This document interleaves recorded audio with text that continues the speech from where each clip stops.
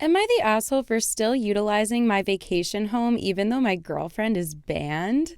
Probably, yeah. My former partner and I own property in Ireland. It's where his father is from, and it ranks within both of our respective top 3 favorite places. It was his dad's engagement gift to us. He and I ended up ending things based on circumstances out of our control. Distance and timing aren't always kind, but we're still close friends, and we still co-own a vacation home in a foreign country. The one rule we made for the property was that new flames aren't allowed to be taken there. Both of us have always respected this, and it's not something that comes up much since most of the trips either of us take are family vacations where both of us are invited alongside siblings and parents. It's not exactly being used for romantic getaways. I've been seeing my current girlfriend for 8 months now. I'll be going back to Ireland this summer with my best friend and coworker and his brothers, and my girlfriend expressed interest in tagging along. She has never been to Ireland and wanted me to play tour guide. I told her that she was technically banned from the house we would all be staying in, and she was free to get a hotel if she wanted to join us.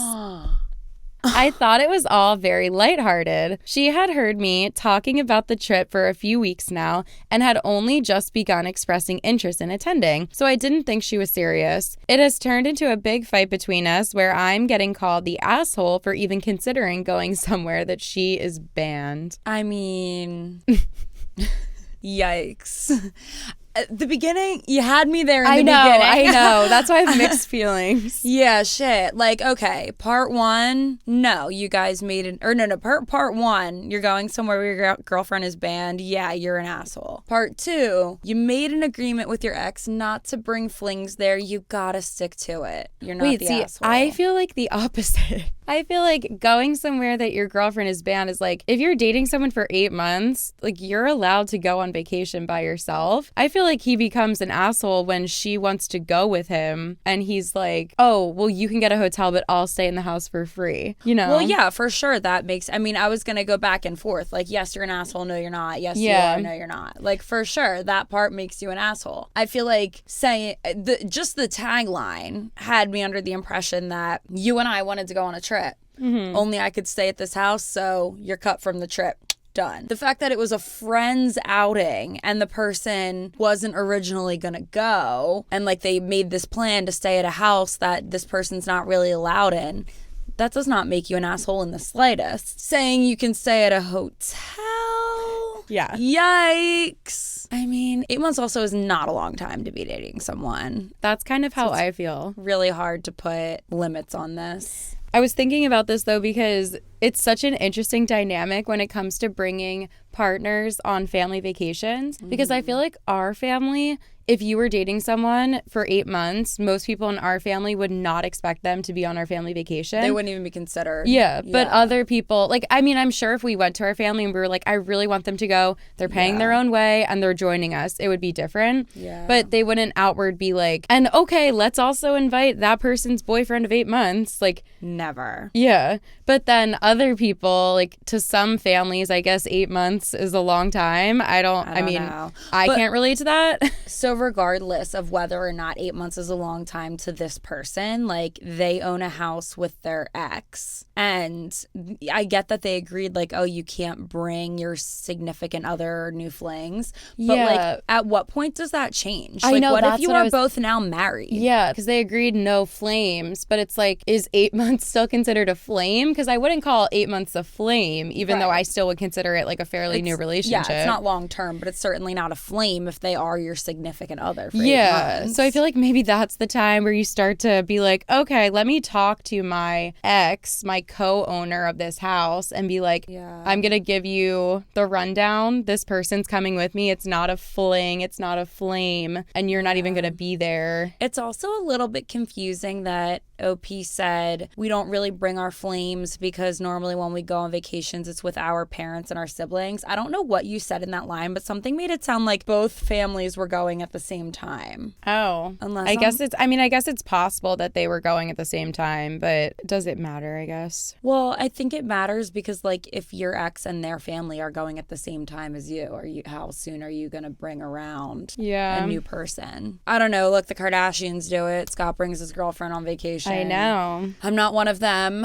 I'm weird about bringing people around, so I don't know. If you made this agreement with your ex, I feel like maybe now's the time to rethink it. If you consider yourself serious with this girl of 8 months and she really wants to go, maybe now is when you bring up this conversation with your ex and your co-owner of the house. And then I feel like if you can't come to a compromise on that, like let's say the ex and the co-owner is like, no, you're not allowed to bring her. It's like, at what point, like now are we letting our ex determine the seriousness of our relationship? Yeah. So I feel like maybe if you can't come to a compromise, it's time to sell that house. Right, or let your ex buy you out of it. Yeah, something. Exactly, because it's clearly not working. Right. And I feel like you can't continue to let your ex dictate the seriousness of your relationship and let her pick if this girl is considered a new flame or a serious relationship. Like you should be telling your ex the seriousness. Yeah. And if you're not to that point where you're going to, where everything we discussed, if you're not at that point,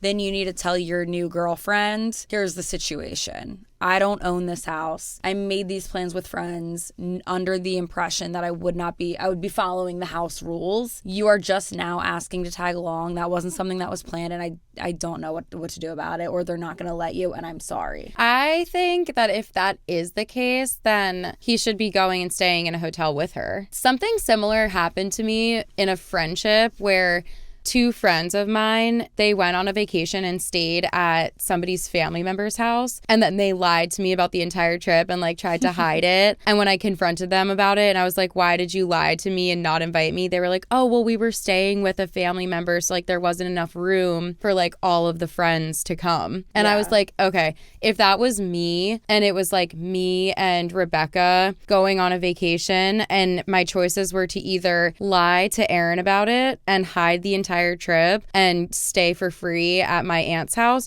or go on a group vacation with the 3 of us and everyone's included and pay a couple $100s for an Airbnb and be a good friend, I would choose that. Yeah. So needless to say, I'm not friends with those people anymore. And yeah, I mean, that just comes down to idiocracy. But isn't it the same with this guy? Like, shouldn't he be like, yeah, I'm going to let my friend stay in the house, and he should explain to her, hey, my ex, like, she's not going to be happy about it. So why don't you and I do something special and come on the trip? I'd love to have you, and we can stay in a hotel together. The friends can stay in the house for free, and we can meet up with them when we have plans together or something like that. Yeah. Or like do the friend trip and then be like, come after 5 days, the friends will go home and then I'll stay with you for the next 5 days or something. I was going to say it could get a little fishy when maybe that person needs to stay at the house for their friends to stay there. Yeah. And maybe the friends wouldn't be going if they didn't have a free place to stay because they can't afford a hotel. Yeah. Like, I think that the significant other wanting to come most definitely throws a wrench in the plans. I'm not saying that like